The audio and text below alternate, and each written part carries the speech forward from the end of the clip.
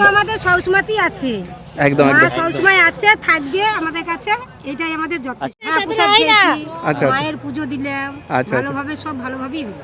ভালো হচ্ছে দেখছি ইউটিউবে ভিডিও দেখে দেখে আমরাও নাম জপ করলাম।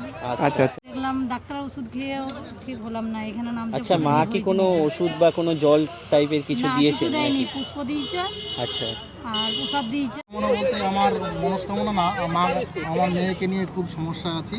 আচ্ছা প্রায় 2 বছর ধরে চিকিৎসা করছি, অনেক ডাক্তার, কলকাতায় বহুত ডাক্তার দেখলাম, আচ্ছা, কাজ হচ্ছে না। ওটাই নিয়ে একটু মায়ের কাছে বললো যে কাজ হয়ে যাবে। কাজ হয়ে যাবে বললো। তা সেই জন্য কি কোনো জল বা কিছু দিয়েছে না, মা না, খাওয়ার ওরকম জন্য? কিছু না।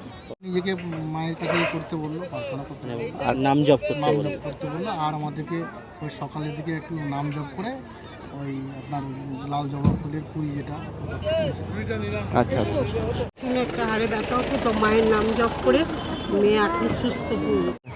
এসেছি কেন, একটা মেয়ে হয়েছে, খুব সুন্দর দেখতে, এই দেখুন খুব খুব ভালো, আচ্ছা আচ্ছা খুব দেখতে সুন্দর। আমি এসেছি, অনেক দেখানো হয়েছে, অনেক টাকা পয়সা, কিন্তু এখানে লেখা যদি না থাকবে তাহলে কিছু হবে না। একদম একদম একদম সেটাই কপালে যেটা লেখা। যে কপালে হবে সেই হবে। তো আপনার মায়ের কাছে মনস্কামনা রেখে গেলেন, হ্যাঁ, মনস্কামনা যদি রেখে সেটা গেলে- পূর্ণ হয় হ্যাঁ, তাহলে আবার পূর্ণ। আসবেন? হ্যাঁ, তাহলে? ওই আমার বউ যদি, আমি কতদিন যে বাঁচবো, হ্যাঁ ওর নাতি আমার নাতি সুন্দর সুন্দর আছে দেখতে, ইংলিশ মানে পড়াই, আমি আর পাগলা মতন আছি, কিন্তু ওকে কে দেখবে? তা আমি চিন্তা হয়ে কি করবো বাবু, ওর মা ভালো থাকে, আমার ছেলেকে খুশি থাকে, ছেলে জীবন দুঃখী থাকে, বউকে নিয়ে রাতে শুতে দেবে না, এটা দর্দ হচ্ছে, ওইটা দর্দ হচ্ছে, চুনচুনট হচ্ছে গায়ে, শক্তি পাচ্ছে না। তা আমার ছেলে তো কষ্ট লাগবে, আমার ছেলেকে জন্য, একদম সেটাই অবশ্যই। ছেলে আমার কষ্ট। এবার মায়ের কাছে এসেছেন ওই জন্য? মায়ের জন্য মেসি, বউ বলে মা চলো চলো, আমি মেসি আমার যে বড় বললো তুমি যা, কেন বউকে মনটা তুলবো না, কেন ছেলে মেয়েটা অন্যরকম আছে, মা যদি যাবে তা ছেলে ছেড়ে দেবে বউকে। আচ্ছা আমার ছেলে তো একটা স্বভাব আছে, আলাদা স্বভাব আছে, ছেলে আপনার মতন আছে, কিন্তু মা যাবে তা ভালো, কিন্তু কারোর সঙ্গে পাঠাবে না, আচ্ছা কারোর সঙ্গে পাঠাবে না, ওর বিশ্বাস হবে না।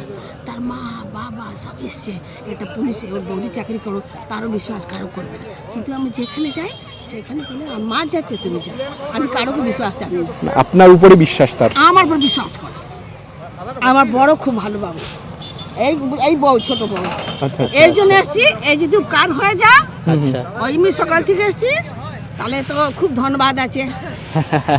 আবার মায়ের কাছে আসবেন, আবার আসবেন তার? এইটা খালি এই কষ্ট আছে, চুনচুন হাট এই আচ্ছা আচ্ছা আচ্ছা আচ্ছা এই দুটো বাচ্চা হলো কিডনি, একটা কিডনি শুকিয়ে গেছে, ছোট হয়ে গেছে, আচ্ছা আচ্ছা আচ্ছা।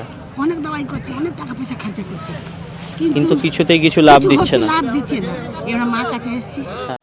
তো বন্ধুরা, নতুন একটা ভিডিওতে সবাইকে স্বাগত জানাচ্ছি। আমি এখন আছি কৃষ্ণকালী মন্দিরের সামনে, আর এই যে রাস্তাটা, এই রাস্তায় দেখতে পাচ্ছ কত টোটো এখানে দাঁড়িয়ে আছে। এখানে কৃষ্ণকালী মা, এখানে দেখছি ত্রিশূল দিয়ে সবাইকে আশীর্বাদ করছেন, এখানে দেখতে পাচ্ছ তোমরা।